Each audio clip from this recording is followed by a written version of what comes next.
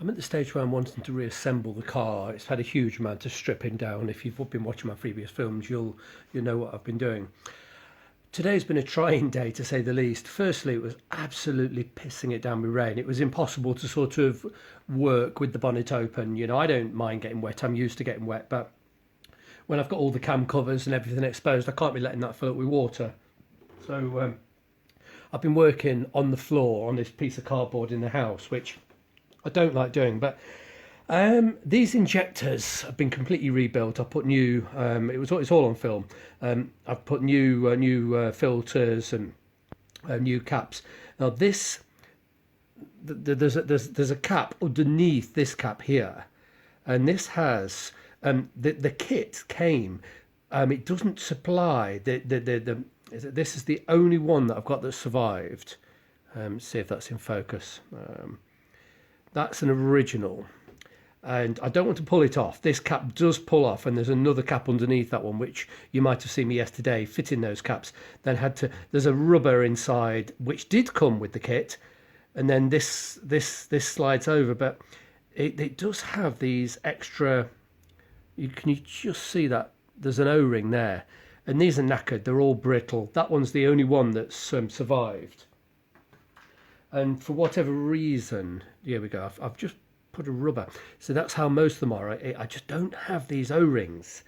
And the guy that supplied them is very, very knowledgeable. And he said he's never seen them before. And, you know, he's a specialist. And he said, oh, maybe the car's been modified. But I think we know this car hasn't been modified. It's completely factory original. It even had its original water hoses. You know, these injectors had never been out of this car. So I'm scratching around looking for some, you know, ideally they need to be fibre. You know, that's a fibre or plastic. It's quite hard, but I'm not going to force that one because that's the only one I've got. I don't want to break it. I've been out sort of cycling around, you know, to various DIY places, and I've managed to get some basic rubber ones, but I don't think they're really going to be adequate. I don't know, they're just rubber. There's a good chance as I slide that in as well that this will dislodge and roll upwards. It could sort of roll up and end up here somewhere, not making a seal, but I don't know. I'm just not sure what to do. I'm gonna sleep on it, and I'll get up in the morning and maybe try and find a specialist, sort of plumbing and gas suppliers. I'm not sure, but anyway, that's the injectors. But I've also been having hassle with the studs for the manifold. Oops, banging the camera here. Let me just put that back where it was. Sorry. These studs to the manifold have been a total nightmare from day one. You know, they've all sheared. I'm crawling about on the floor here. It's dark outside. It's pissing it down with rain. I normally make my films outside, as you know. Oh, these have been just a nightmare. They've all basically sheared or seized. And I've managed to get some replacement studs. And I didn't. I've bought replacement. The nuts didn't come with the studs. I was only able to get the studs, so I thought, well, that's no problem. I can easily get the nuts. So I bought these lovely brass nuts which won't seize. Let me just get one out. Yeah, they're really nice manifold nuts, but the thread's wrong. You know, these are metric. And the bloody, being a Jaguar, this is Imperial. And if I bring it really close to the camera, you see it's got two different threads. It's got quite a coarse thread, which goes into the cylinder head, into the alloy, and it's got a fine head. And this nut doesn't, it's supposed to screw onto there, but of course it doesn't, because that nut is metric. And anyway, I don't actually know what size they are. I've been out on my bike cycling around. I have to go on the bike because the only car I've got's in pieces. I don't have a spare. I've only got this Jaguar and it's in pieces in the street. So I've been trying to find a thread gauge just to measure that thread. And I'm pretty sure it's a UNF thread, but I don't know what size it is. And, you know, I went to a hardware store with this in my pocket, sort of trying to thread that into every single nut they had in the store. It didn't fit a single one. So I went to another one and another one. So I'm sort of bit miffed.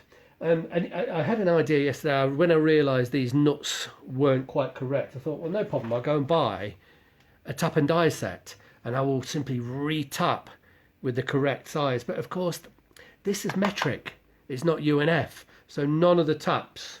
What I wanted to do was find a die that fits the thread on this one, but of course they don't fit because the taps are, they're metric. Even though this car was made in the 80s, it still seems to have UNF. I've had a lot of 60s Jaguars, and we know that they had UNF back in the 60s. But even in the 1980s, they were still continuing with UNF, and it makes it almost impossible to go anywhere other than a specialist. But it's not been the easiest day. The manifold looks gorgeous. I've managed to sand that sort of surface beautifully flat. And I did want to re-tap those threads using my new gauge, but of course none of them fit that manifold because they're UNF. I'm like, oh God. I don't know. So I do need to find. I have studs. I've got some high temperature. What's it called now? Copper. It's like, it's not copper ease. It is copper ease, but it's an ultra high temperature. To stop them seizing. Sorry. So that's arrived today. So I'm going to put that on. My ultra high temperature gasket silicone has arrived today, but I don't have any nuts. I've got a new manifold. Everything's to go. I just need to put the bloody thing back together, but I'm minus the correct nuts. I've got nuts, but they're the wrong ones. What else? I need to put the injectors back in, and I don't have the seals, so I'm a bit... these tiny little things that fit in the palm of my hand are preventing me putting the damn car back together, so I am feeling a little bit sort of down in the mouth tonight, if I'm truthful with you, but I'll have some sleep, and I'll come back to it with a fresh head tomorrow, and hopefully I'll be able to come up with something, but I don't know what size they are, and but I have to sort this out. It's my only car, and this car has to be back on the road within a week. And lockdown finishes, and I will be expected to be driving about. I'm desperate to go to see my family in Brighton, and this is the car I use to drive to Brighton. I don't have another car, and I have to work in the street. There's no workshop facility or anywhere close, so working in the street is a complete nuisance, but I'm used to it.